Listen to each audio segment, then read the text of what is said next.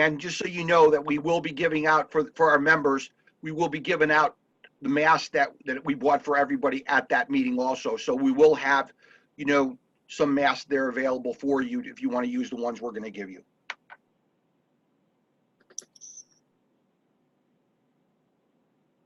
Mike, let's turn it over to you in regards to the creation of the CCUA Hall of Fame. Can you give us some progress in regards to what we're looking at? Sure. Well, to start out, we had a discussion at the last board meeting. Actually, we've had this discussion for a couple of board meetings to have a practical way of creating a CCUA Hall of Fame. We want to do this as a way to recognize and show appreciation for the CCUA's founding members, as well as honoring the membership of numerous personal career achievements and service to the CCUA officiating community at large. Now, the induction committee, I talked to a couple of people this past week. Kevin McMurray has agreed to assist with this. I have been chatting with Steve Shaw because Steve has been having some medical procedures taken care of this past week, and he said he is definitely interested in doing this. And then I will be also on the committee as CCUA secretary. So you might be asking, who should the first inductees be? Well, first of all, the people who actually started the CCUA, people like John Allen, Steve Shaw was one of the members, and for lack of my memory not serving me correctly, we would include I think there was one more member, and of course Dan's been here throughout, Dan Marshall. So the people who have, were doing the assigning back then, the people who were the president, vice president, and secretary. Who else would be? Well, we've got umpires who've distinguished themselves with career achievements and advancement. One person that comes to mind immediately is John Tumpane, who is a current Major League Baseball umpire. Advancement to higher levels of baseball, people that are doing Division I college ball or any college ball at all, we might want to recognize people like that. And people with outstanding service to the CCUA, not necessarily on the field, but behind the scenes. And then we also want to have umpires who perform community service during their officiating careers, and umpires, and other criteria. So we haven't had our first meeting yet of the committee, but we will develop things like forms that we will distribute, email to all of you, so that if you have a nominee for the Hall of Fame, you could submit that to the committee, and we'll go over developing criteria. Also, if you have any suggestions for how we should choose or what you think is important to be in the Hall of Fame, you can always send those along to us. We'd be happy to discuss those specific criteria. So, we want to make sure that everybody who has ever done anything that is worth mentioning in the past for the CCUA would be have a spot on our website, a special page on the website, and we would also probably have a formal demonstration or I should say a formal presentation, not demonstration, for those people. So I'd like to personally thank Steve, who's gone through some hardships this past week, as well as Kevin, who's taken time out of his busy week and his very busy social calendar to put some time aside to help out with this particular endeavor of the CCUA. So thanks to those gentlemen. And if you have any questions, please type those questions out on the chat screen, and we will definitely respond to those as soon as Rob Hacker finishes talking about his presentation about the treasurer. Thanks, Rob. It's all yours. And I'm up. Good evening, guys. First of all, as Paul indicated, I wanted to welcome two new members. They're both with us this evening, by the way, Michael Ellman and Noah Kaufman. So again, I know everybody is muted, but guys, I'd like to welcome those two new members to the CCUA. Thanks for joining. Thanks for being a participant, and I look forward to see you on the field this year. In that light, we're open for new members. As Paul indicated, Steve Shaw brought on two new members. If each guy can just get one new member involved, I refed with a guy the other night who is working right now with a couple other associations and would like to get onto the CCUA. He wants to see some better baseball, quite frankly. So keep your ears open to those new member possibilities and bring them along. Feel free to pass along my name, Steve, Paul, anybody on the board. Pass along their name or their information to us, and we'll certainly reach out to them and try to recruit some new members. The organization is always looking. A quick update, Paul did indicate the masks. So the masks are on order. You will get a mask at the clinic. We have 30, I'll check the participants again. We have 31 members here this evening. Our last meeting just a few weeks ago, we had 30 members. Very pleased about that. Thank you everyone for showing up. Everyone that was here in attendance for the last meeting a few weeks ago will receive a plate brush. And anyone who's in attendance tonight will receive a lineup card holder. We're trying to give some things back. There's money in our account, and we want to make sure the members are the beneficiaries of our budget. So thank you again, everyone, for showing up. And that's kind of what I have. So you'll get the mask, your plate brush if you were here a couple weeks ago, and your lineup card for being here this evening. You will get all that at the clinic. We'll have individual bags for you, and you can receive that there. And that's what I have. Can I say one thing, Rob? Please. You know, I just noticed that we do have also another new member here that actually paid back in November. Ryan Ramft. I see he's up here on the thing too. He joined. He's waving his hand right now. He joined back in November, and I think it was Aaron Fink and Ben Gray that suggested that he join our organization. He's doing some stuff for umps right now, and he's also doing a lot of JC ball and some D3 stuff too. So he's going to be an umpire that you may be seeing on the varsity level, you know, moving forward here. It's good to have younger guys in our organization. And the reason I bring it up is I just see Ryan. I see his picture up there. So hey, thanks Ryan for joining. And let me turn it back over to Rich, and he can start with the presentation for umpire education. Okay, tonight we will be having two presentations. The first from Pat Weber. Pat's going to talk to us about the forced play slide rule, and then Jay Reardon is going to talk about appeal plays. After the two presentations, we're going to put up on the screen two questions for you to answer in regard to the two presentations. One of them will be a couple of true false questions, and the other will be a typical multiple choice. So Pat, if you're available and ready, let's get started. Hey, Pat, it's all yours. How are we doing tonight? Hey, everybody. Hey, Pat. How we doing? As Rich said, I'm going to talk about forced play slide rule. You know, for us, this is a pretty big play because we're going to have some contacts. Always need a big play with double play. Or if we call, we're getting 2 outs. So we always need to be aware. The big thing that we need to know is this is in effect with a force situation at any base, second, third, or home. You know, as with any, you know, collision play, runners are never required to slide, but they are required to get out of the way of the fielder making the play, make an attempt to get out of the way, or if they choose to slide, they must slide legally. Legal slide we're looking for is they can be either feet or head first. Runner slides feet first. They have to have at least one leg and one buttock on the ground, and they must be within reach of the base of the hand or foot, and they must slide in a line between the bases for the forced play slide rule. The legal slide is anytime we see a rolling or cross body or pop-up slide into the fielder. And pop-up slide is important to know because that is a difference for those of us working college baseball. At the high school level, a pop-up slide in the fielder is illegal. A raised leg above the fielder's knee, any slashing or kicking out at the fielder, or making contact beyond the base. The only exception, this is at home plate.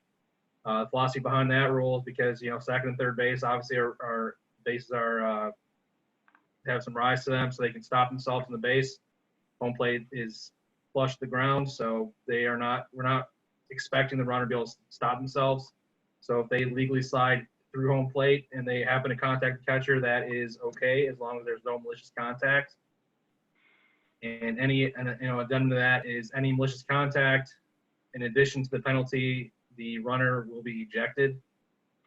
Anytime we see a forced play slide rule, the runner in question is out and the batter is out, and all other runners return to the base in time of pitch. So, for example, if we have a base loaded and we have a hit ground ball to shortstop, and they throw to second, if we call forced play slide rule, R3 will not be allowed to score.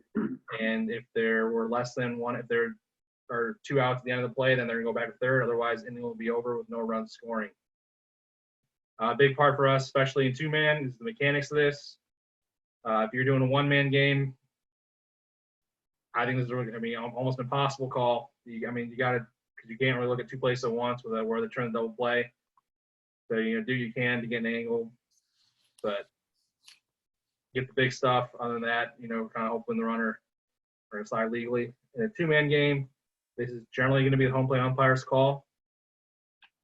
I think it's really important to hustle and get a good angle, usually somewhere between the pitcher. You know, if you're kind of splitting the difference between the pitcher's mound and first base, you're going to get a pretty good look. And a good thing to pregame with your partners. Usually what we go by is while the fielder still has the ball, it is the base umpire's call, but once they release that throw at first base or to wherever, the plate umpire will take the call.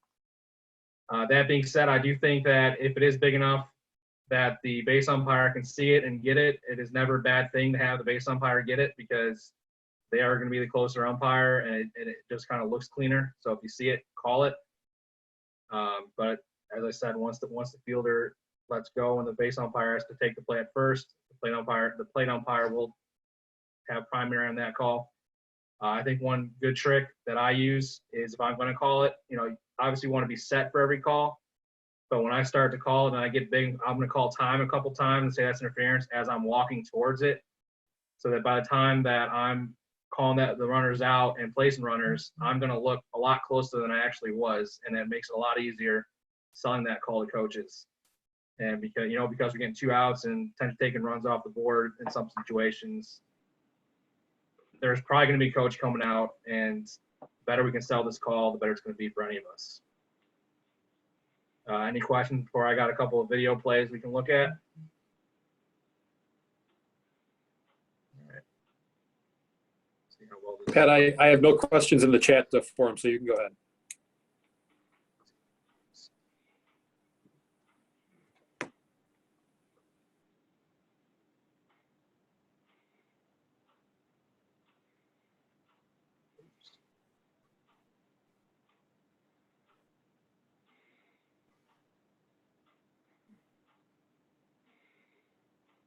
There's one in college baseball. This is a legal play, but for us in high school, we see there's a pop-up, and it doesn't contact the fielder and hinders the play. So we're going to have a forced play slide rule violation here. We're going to get 2 outs.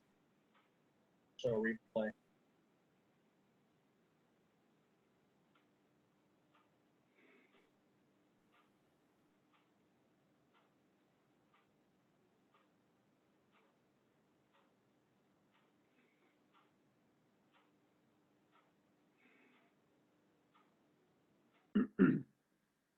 Rook runner does a good job of going right into the base, but in high school, we can't have that pop-up action.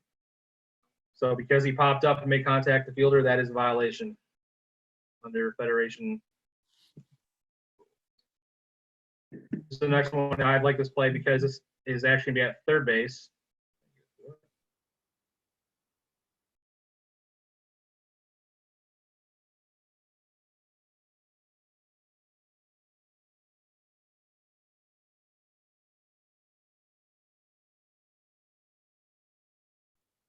Second, sorry about this.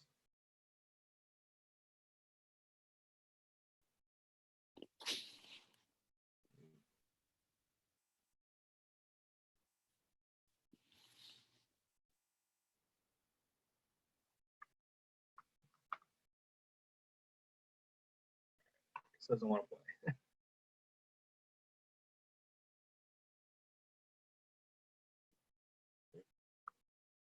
There we go.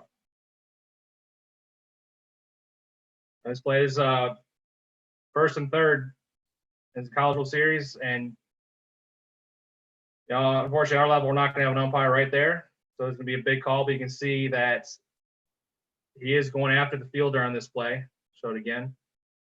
He's not between the bases.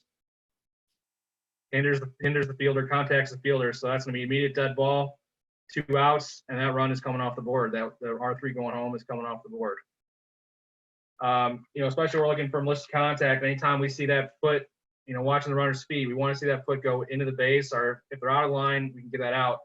Anytime we see a runner's foot going above the knee, probably a good thing. Malicious contact should be probably crossing our minds, because there's really no reason to have their foot that high if we were to see that. So that's about all I have. Any questions?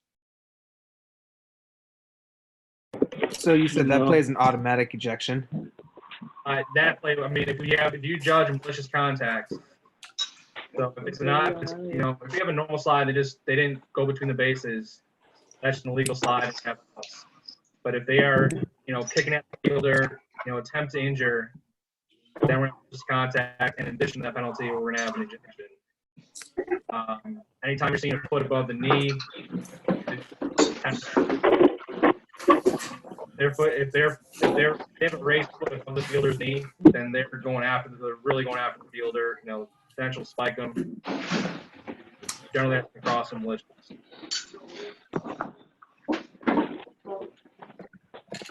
Where'd you go? Where'd you park? Anybody else? Okay, is that it, Pat? That's all I got. Thanks, Pat. Good, Pat. Thank you. There's a question in the chat. Pat, I don't know if you saw it.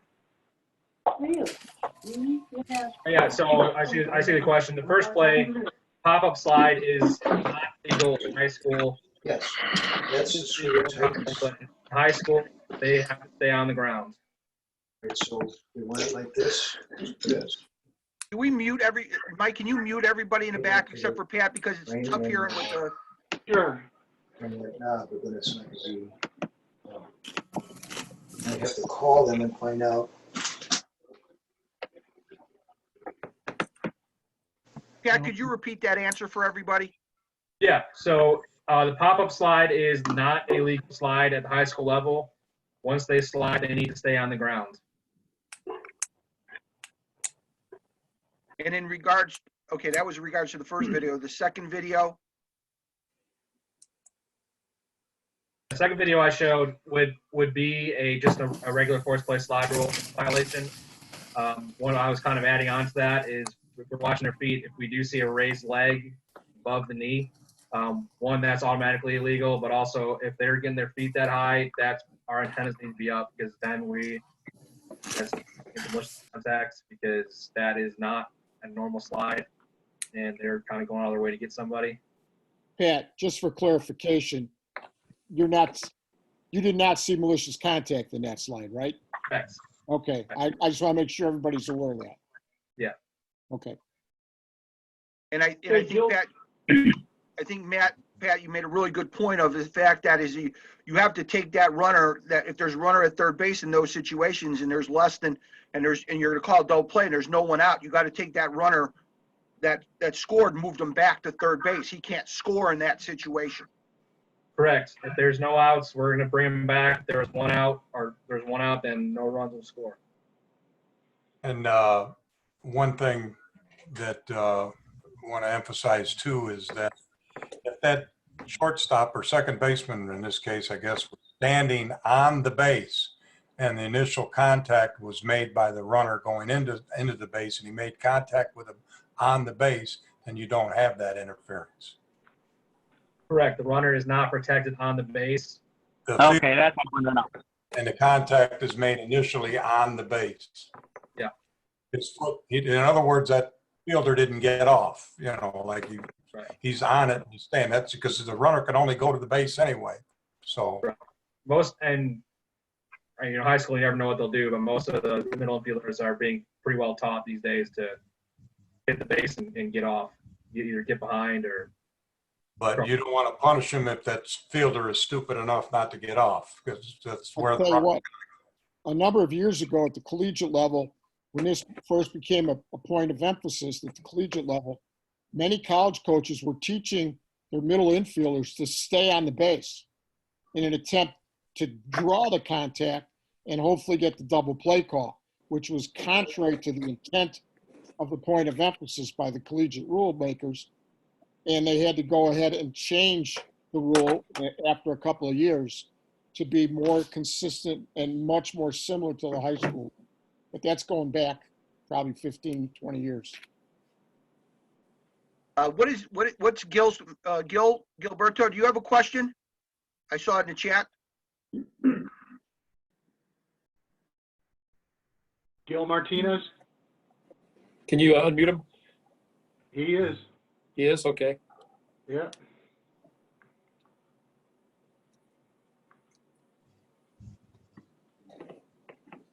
Okay. Yeah, you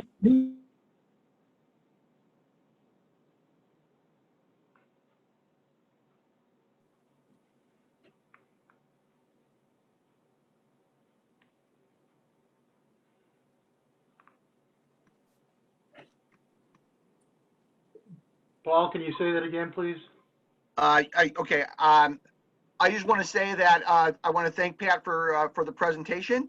Nice job, Pat. And now we want to move. Rich, you want to move it over to Jay? Can I jump in? We do have a question in the chat, and it's what about sliding through the base? Yeah. So at second or third base, they have to stay between the bases. If they go through the base and contact the fielder, that's a violation, and we're gonna get two outs. The exception is at home plate. They are not expected to be able to stop themselves because, as we all know, the plate is flat on the ground, so they have nothing to stop themselves with. So they can slide, as long as they stay in direct line between the bases, they can slide through the plate. Great. Pat, thank you. Excellent. Thanks, Pat. And now Jay? Okay, can you hear me? Yes. Okay, terrific. Yes, we can. Okay, live ball, dead ball appeals. One of the good thing about the appeal process is it's something that will not sneak up on you. There are coaches waving from the benches. There are players jumping up and down that they think they've got to play. And in high school baseball, they have to indicate to you at all times in live ball or dead ball if they're going to have an appeal. So nothing's going to sneak up on you. Second good thing about appeals, and that's in a expanding your horizons kind of thing for officials, is that it forces you, once that appeal is being talked about on the field, to challenge yourself, where were my eyes? Because the appeal process, especially for a runner, is just generally, did they touch or did they retouch? And we have responsibilities both as the plate umpire and the base umpire for various scenarios where either it's a batter runner making it first and making an attempt to advance to second. If there's more runners on base, what we have to do to get the proper angle. And in the age of video, what's it look like when the batter runner, the first batter of the game, lines a single to center, and the first base umpire is running in on an angle and never saw if there was a touch at first base. And you can argue back and forth, well, yeah, I did. I peeked out of the corner of my eye. Video is going to tell you guys, you got to have your head. You got to face what you're looking at some point in time to make a determination. So with that, with the batter runner, with the live ball, dead ball situation, in the live ball, all that needs to happen is a defensive player indicates that he wants to have an appeal. Typically, it's going to be the shortstop that has his head on right, or the second baseman. First baseman, guys, if you played first base like Rich, you know that your job was to watch for that touch. And if you got one or two of those in the season, you got a good bat pack from your coach, because that's your job. So there's going to be an infielder, if they're on their game, they're watching for the touch. That's why we have to be watching for the touch. So in a live ball situation, they can't just retrieve the ball from the outfield and kick the base and then make another play, because they have to tell you that they're making an appeal. So that's why I said nothing ever sneaks up on you in the appeal process. With the dead ball appeal, the defensive coach can also indicate. The rules doesn't say that you have to call a timeout, just because the guy's coming on the field. Usually the defense in that situation will already have control of the ball. There's no chance for further advancement on the bases by the team on offense. And that's usually when I'm saying, as far as notification, you've got a coach waving his arms, telling his players, telling you. But again, all that needs to be verbally transferred to you is, hey, we got an appeal. We got an appeal here. It does make a difference when we get to talk about multiple appeals. But the first process is they have to indicate an appeal. In the multiple appeal, they have to express which runner they're appealing as a miss or a tag not made. So if that's not done properly, or they don't explain it properly, and again, officiating technique will probably tell you, just go slow with this. It's a dead ball situation like any other sport. Nothing has to go fast in these situations. When you have a tag play, you have to keep in mind that the retag at second is going to be it's not a force play, it's a time play out. Where that comes into play is if there's runners on second and third, 2 outs, and we get a shot to left field, let's say, the guy on second base knows he's going to get put out at third, so he gets himself in a rundown.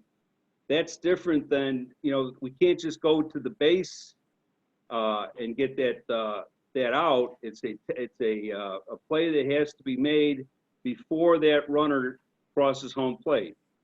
So it's a time play. The matter of getting them out or not isn't, they don't have to tag them per se, but they have to be able to execute the play to get them at second base. We can also have a 4th out. The 4th out will happen after naturally 3 outs were in the half inning.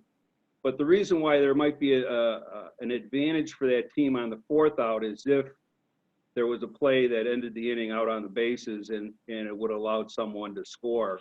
But maybe that guy that was scoring was, probably that would have to be the case. The guy that was scoring either missed third or missed home. So you can have a 4th out in that inning. There is a way to properly appeal after the 3rd out. And that's where, when you get into your rule book reading, you see the distinguishment between players leaving the diamond, leaving the field of play, leaving the infield. They're all meant to probably be the same thing, but there is differentiation. So you're looking for the pitchers and infielders have left fair territory at the end of the half inning. At the end of the game, the only restriction for an appeal would be at least one of the umpires. It doesn't have to be the chief umpire, but one of the umpires has to still be on the field of play. If you're in the parking lot, there's no appeal. I'll go on to the batting rule right now. We'll get questions later. But the appeal for batting can be made whether the ball, when the batter is in the box and the ball is made live. If he's walking up to the batter's box, the defensive coach really doesn't have anything to say until he takes a position in the batter's box. At that point, he can point out that that's the improper batter. the batter is not out, the proper batter is put into the batter's box. If there's a count already, he assumes that count. If the improper batter has finished his at bat, and he's either out or he's safe, but he's completed his at bat, now the defense, and only the defense, presumably, I don't know why the offense would want to make a comment here, but the defense will now appeal that there was a batting out of order. And that batter will be, the batter that was out of order is out, and you'll pick up the batting order with the next batter in the lineup. That appeal has to be made before the first pitch. There are a couple others. And if it's the third out, it has to be before, again, the infielder's left the diamond. Why would that be an issue for the appeal? Well, you want to get the right out in the order, maybe, for the coach's perspective. I will say another thing about the batter-runner appeal, talking about the mechanics and who's supposed to be watching what.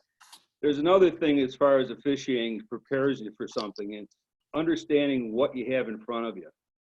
When you got the guy that's been running the bases top heavy, or the guy that's in there that doesn't normally run bases all that much, a pitcher or somebody like that, those are the likely candidates. The guy that's fleet-footed and that's on bases 3 or 4 times a game is usually not the guy he's run the bases correctly usually, and he's usually looking for that corner anyway. The guy that's top heavy, the guy that's running with his arms, keep an eye on him, because he's the guy that's either going to trip over a base, make the wrong step. He doesn't know which foot he's going to use to step on the base. They can't calculate that.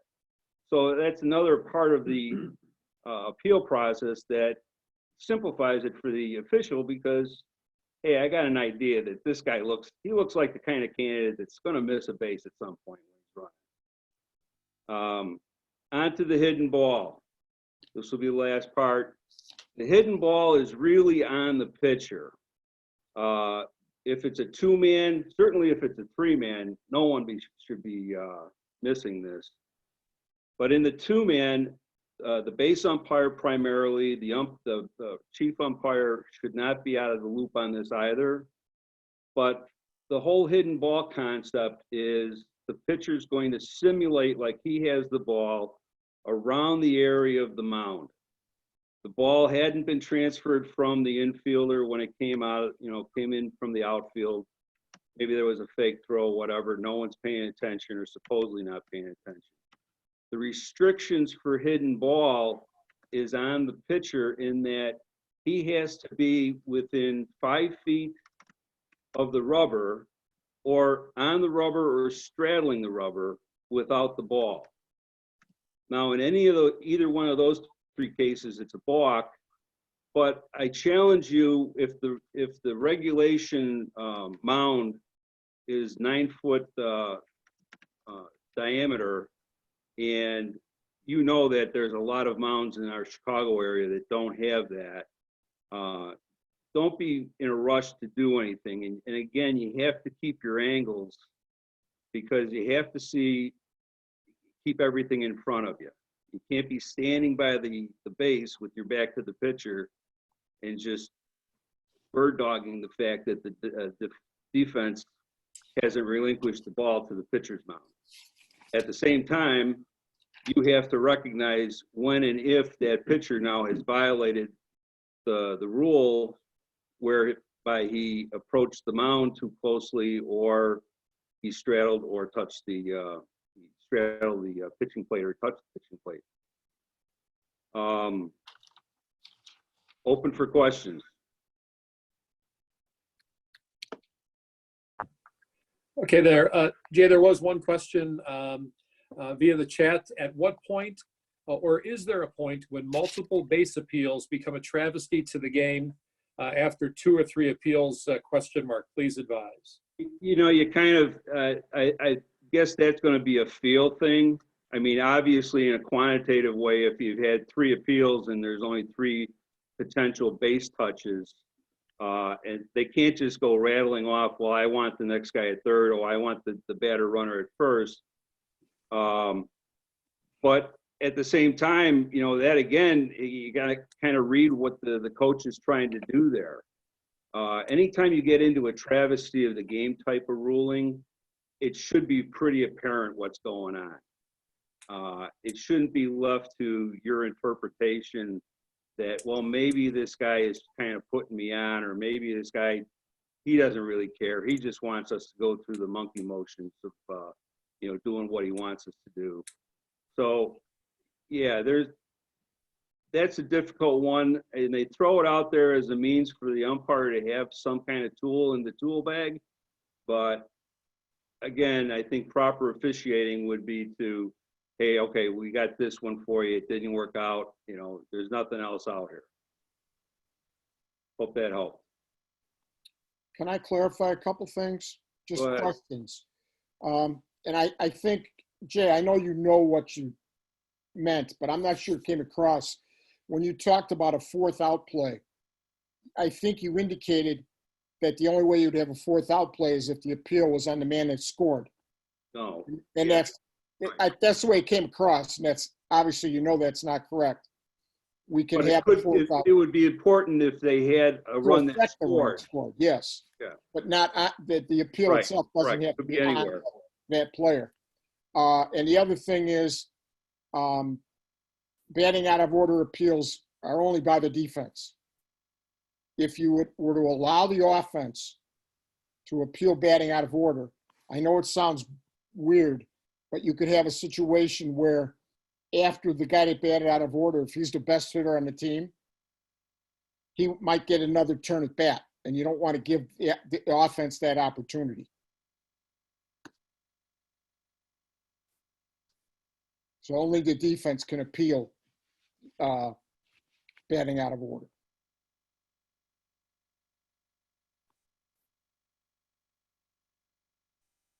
Anybody else? Any questions?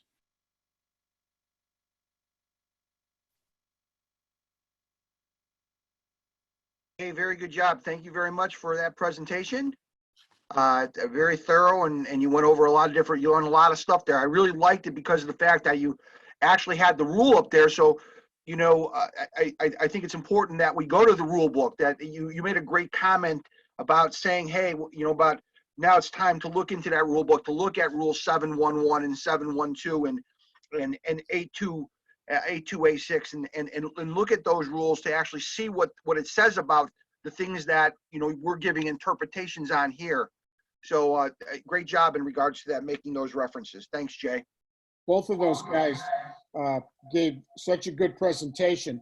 I put together a couple of questions, as I said earlier, about their presentations. But now that the presentations were so good, the questions are going to seem very simple. But go ahead and look at the questions. You guys can answer them. Each one of these on the slide rule are true or false. So you have to answer each one.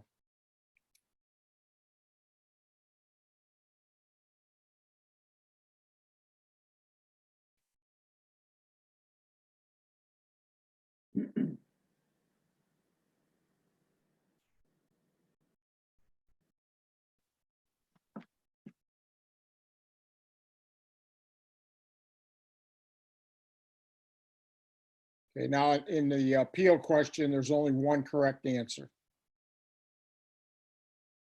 Rich, you want to go over the first part first and then go to the second one? Let's. Sure. Okay, on the slide rule, it says on a 6-4-3 double play, R1 must always slide. We know that's not, we never have to force a runner to slide so long as he doesn't interfere. He can peel off or whatever, but he doesn't always have to slide. That is a false statement. On B, it says when a runner and a batter runner are out because of an illegal slide, all other runners must return to the base occupied at the time of the pitch. Pat went over that very clearly, and that is a correct statement. C, a runner does not have to slide directly into a base so long as he doesn't interfere with the play. Now, we know that if he has to slide within the base, but if the pivot man has, let's say it's a shortstop, and he takes the throw, hits the base, and then bounces to the right field side of the baseline, if the runner slides off the path of the base, but to the third base side of the baseline, he's not interfering with the play. So even though he's not sliding directly into the base, that would not be interference. And the last one, it is usually the plate umpire who will call an illegal slide on a pivot at second base. And Pat made that clear as well. And usually, let's just rule of thumb, if there's a pivot, if there's a return throw to first base made on that play, that's when it's going to be the plate umpire, because now the base umpire has to pivot and be in position to make the call at first base. A lot of times there's not even a throw because the slide is so egregious that it prevents a throw. And then obviously the base umpire would take that play. So D would be a true statement.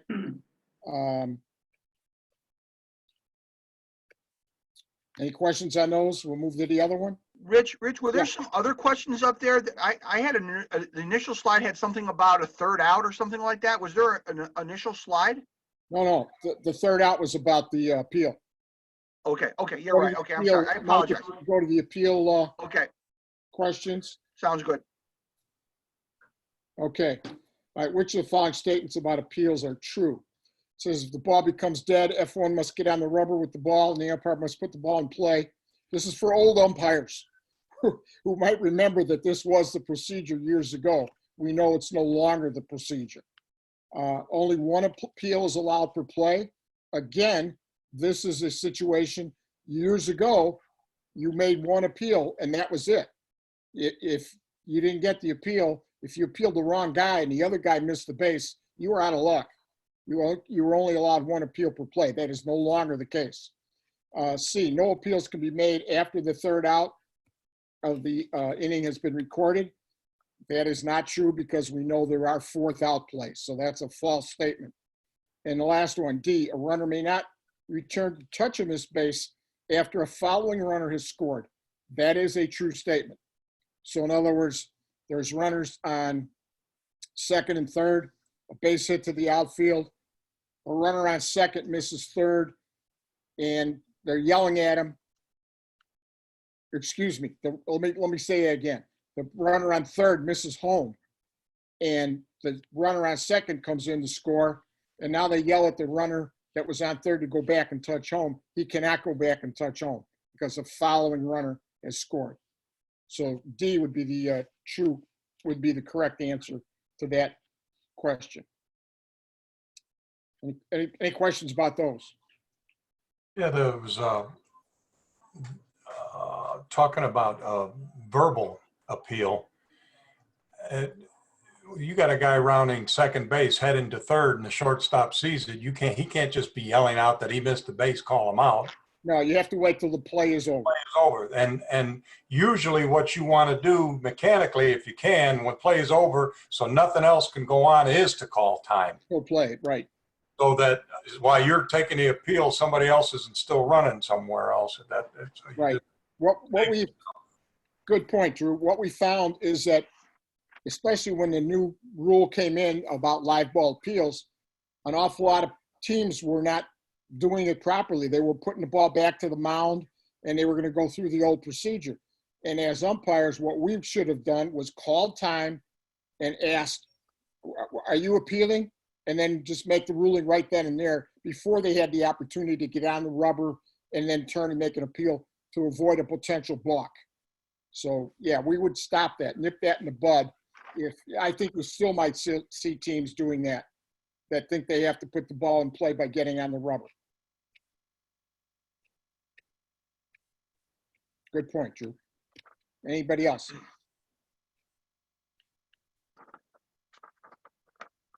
Okay. Rich, can I don't know if you, I tried to send you a little chat note between me and you. I responded. Yeah, I wanted, if you could, can you go over, I'll read the question out to everybody, but this was question number 1 from the last quiz, and only 50% got it right. So maybe if you can give some rationale, and I think everybody has to listen to the answers. It says, this is about a batting order question. It says the batting order is B1, B2, B3, B4, etc. So it's a normal batting order.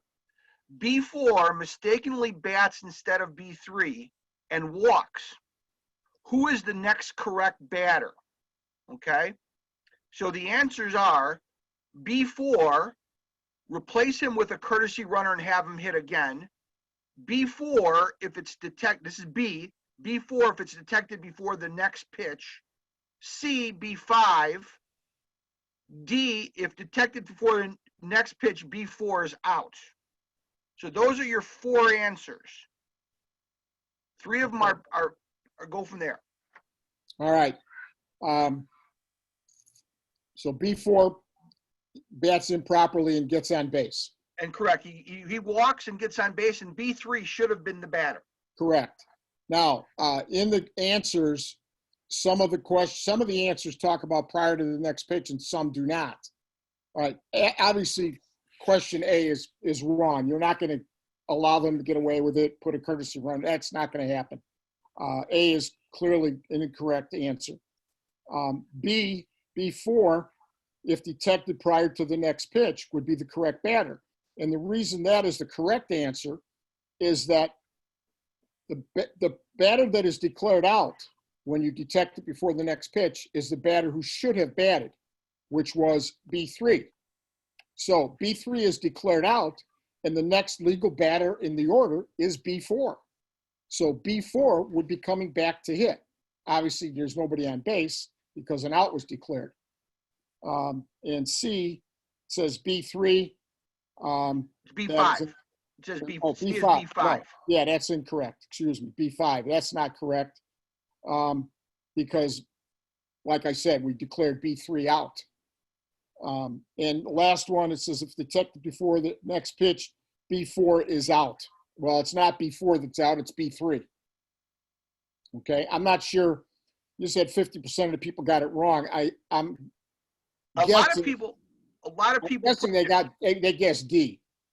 No, they actually, a lot of people put down C, B5. Okay. And the question, somebody sent me an email, and I didn't forward it to you, but someone sent an email, the fact that, let's say that the defense didn't appeal this situation, the batting out of order. So B4 walks, and so in essence, he legitimizes the batting order if they don't appeal, so B5 would be the next proper batter, correct? No, but it's question B, answer B says if detected prior to the next pitch. Correct. Correct. But I agree with not you. detected. I'm not disagreeing. Definitely B4 is a correct answer. Okay. Or if detected before the next pitch is correct answer. I think some people are reading into the question and saying the question never states that the defense properly appealed the batting out of order. Okay, well, you know what? This is one of the questions, and I'm not sure how it happened, but it's one of the questions that got edited. When I sent the questions in, part of this answer was removed. It said, B5, he shouldn't lose his turn. That was what I sent in, okay? I don't think, you're right, people are reading into the question, and I think if the part that was edited out had been added, I think that would have made it more clear. The rationale. Okay, so let's just go back. If the defense doesn't appeal in this situation, the correct answer would be B5, correct? And he would be the proper batter. Yes, if nobody appeals it, if nobody notices the error before the next pitch, then B5 would be the correct batter. That's correct. Okay, okay. That answered that person's question. Okay. Thanks, Rich. Sure.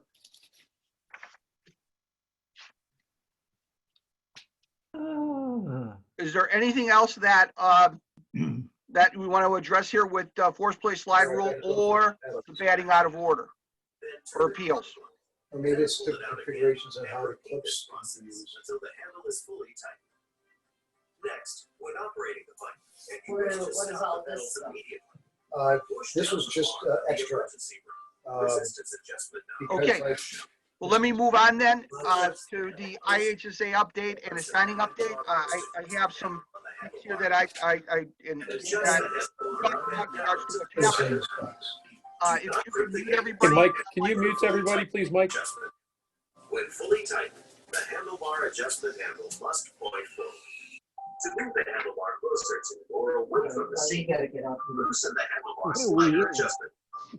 Slide the handlebar front and back to the desired position and fully tighten the handle. Mike, Your new C6 fitness bike comes equipped with many features. The console display shows the workout measurements and current.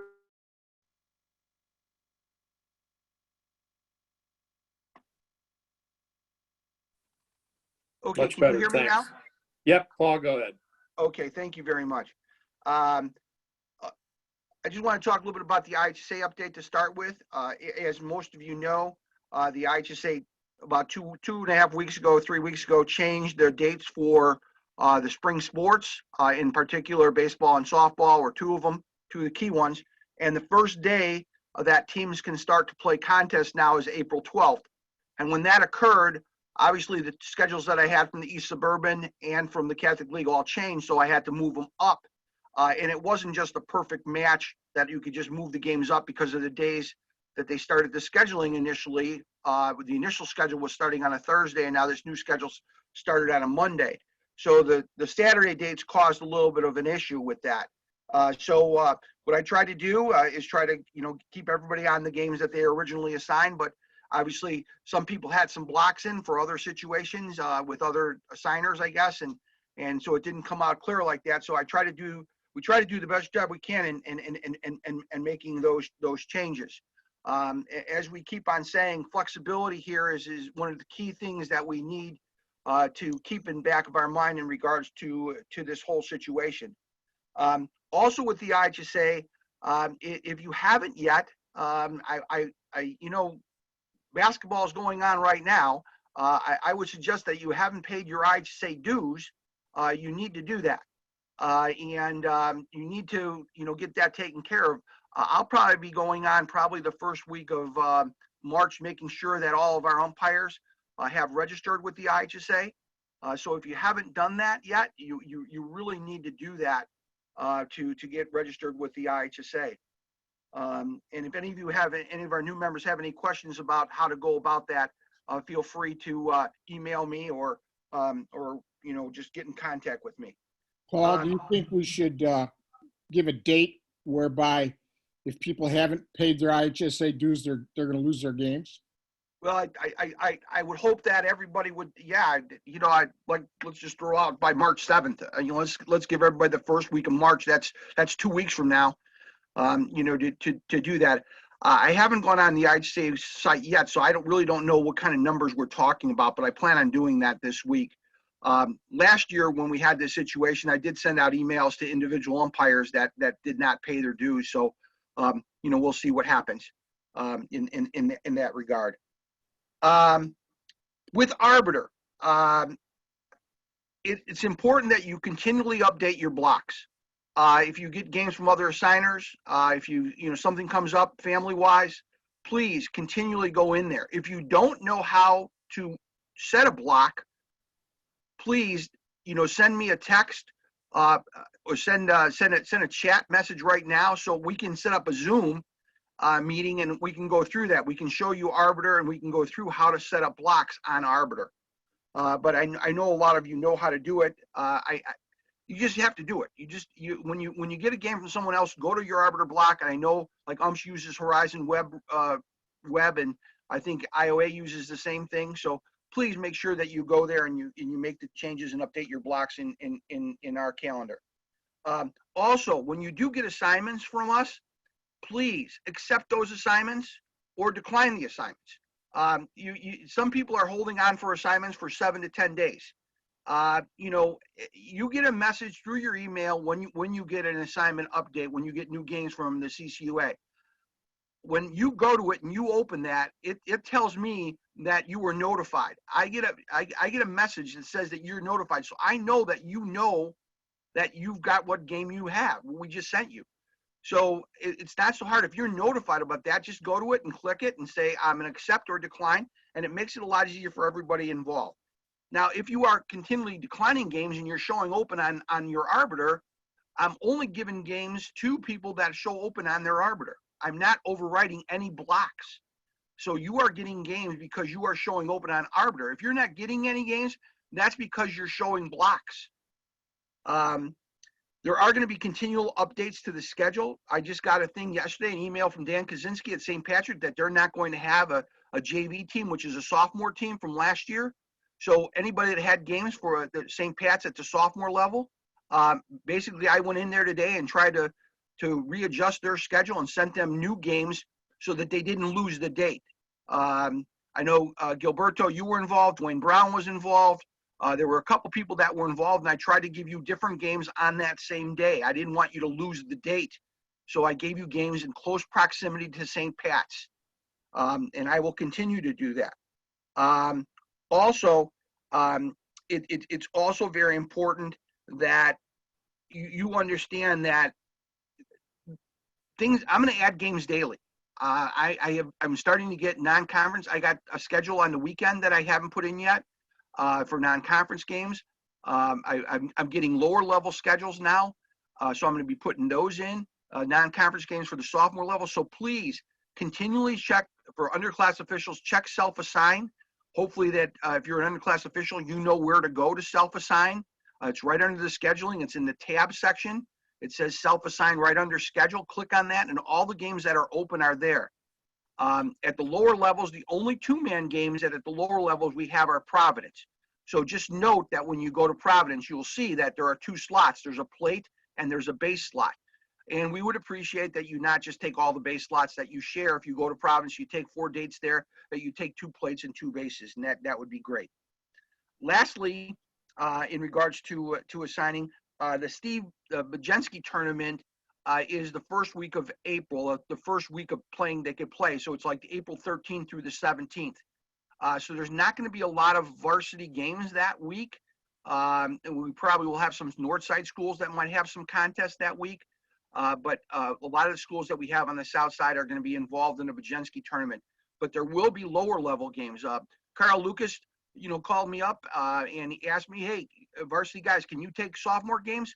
Sure, if you're showing open, take a sophomore game. I have no problem with that. We need to cover these games, so feel free to. And if I see that you're on a sophomore game and a varsity games opens up, we'll move you into those slots.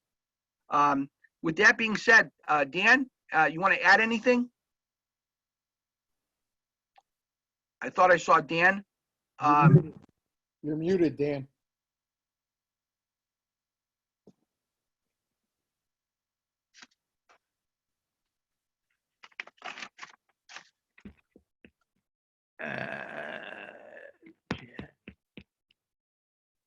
Okay. Can you hear me now? Yes, we can, Dan. Okay. The only other thing is that how we handle things is if it is a rainy day or anything like that, you can go ahead and call the schools, but you are not released until you get a call or a text from me. Okay, it might be that somebody can't make another game and your game might be rained out. We can move you into that slot. That is the way we have been servicing the schools for a lot of years, and that's why we have had the Catholic League for as long as the association's been going, and honestly, well past that, back into, I'd say 15, 20 years prior. It's that way you get to work. And I'm not going to ask you if you were scheduled to work at Loyola to go to Providence. I realize on a weekday that would be an impossibility. So I might flip a few things around and move you to Fenwick, and the guy from Fenwick might be able to make Providence. But we do those things. So you are not canceled. Simply put, you are not canceled until I either call or text you. And if I text you, then you have to text me back that you're confirming you've been canceled. Now, if you happen to get to a game and it's 20 minutes prior to game time and it comes down and the game gets canceled, you get a $30 show-up fee for that. Okay, we try to avoid the show up fees if possible. I know I'd rather not go somewhere and have the game be canceled and get $30 than being told it. So if it's due to wet grounds at all or anything of that nature, we make it very clear to the coaches that we want them to make a decision and let us know 2 hours prior to game time. And that way I will be able to let you know immediately and nobody has to get in the car and go anywhere. That's worked very well over the past years. The schools are thankful for that. It's a little extra work, but they like it very much. That's the only thing I ask you to be aware of, is that most of the members know what I'm talking about, but for the new members, that's how we handle things in the Catholic League. It's a little bit different from some of the others. Some of the others, the schools or coaches will call you and cancel. We don't do it that way. Okay, if anybody has any questions, feel free to call me, after this, or email, whichever you'd like to do, and I can straighten it out for you. Okay, Paul is in charge of all the assigning until this season starts, and then that's when I take over. All right, he's been good enough and gracious enough to be doing the assigning because I have bad hands and typing. We'd still be getting about the 5th game put on the schedule if it were up to me. So that is why we're doing things that way. Paul is essentially taking Steve's spot in the signing with me, and between the two of us, I'm sure everything will be taken care of. If anybody has any questions, even after your game, feel free to give me a call and we can talk about it. And if it's a question of a rule or anything like that, we can go to the rule interpreters, which are Rich, Al, and Rob. Drew. Drew, Excuse me, Drew. I'm Instead a of clinician. They're rule interpreters. okay, well, any of them will do well for you. Okay, so if anybody has any questions after the meeting or anything, feel free to give me a buzz and we can go through it. New members. All right, that's all I have, Paul. Thank you. I just want to, I don't know if anybody saw it in the chat, John Sir. I want to thank John Sir for saying that the video and part 1 tests are now available at the IHSA website. So there's a bit of update that we've just added tonight. So thanks, John, for including that. With that being said, does anybody have any questions? Yes, we had talked at our board meetings about the potential to have the rest of our general meetings virtually, even if the pandemic gets better. And we talked about asking the membership what their thoughts were on that. Can we do that tonight? Yeah, why don't you just have them throw into chat that yes, if they want to continue to have remote or put down if they prefer live meetings come April. We're talking about come April. April and May meetings is when we're talking about if things get better. It'd be yes for a remote or put down live if they prefer live meetings. Okay. If they could put that in chat, that would be great. Okay. The yeses are winning by a landslide already.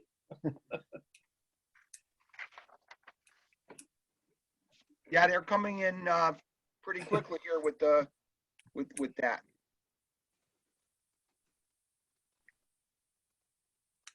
Does anybody have any questions? Well, with that, I'd like to end the meeting now. It's always good to finish 15 minutes early. Thank you, everybody, for coming tonight, and hope to see you. I'll be sending something out about the clinic the first week of March. Get those IHSA dues paid, and thanks, everyone. Thanks to our speakers tonight, Pat Weber and Jay Reardon. Great job, guys, and have a good rest of the month of February, and we'll see you in March. Absolutely. Good night. Very good, guys. Okay, Thank you very take care. much. Good night, everybody. Good job, gentlemen.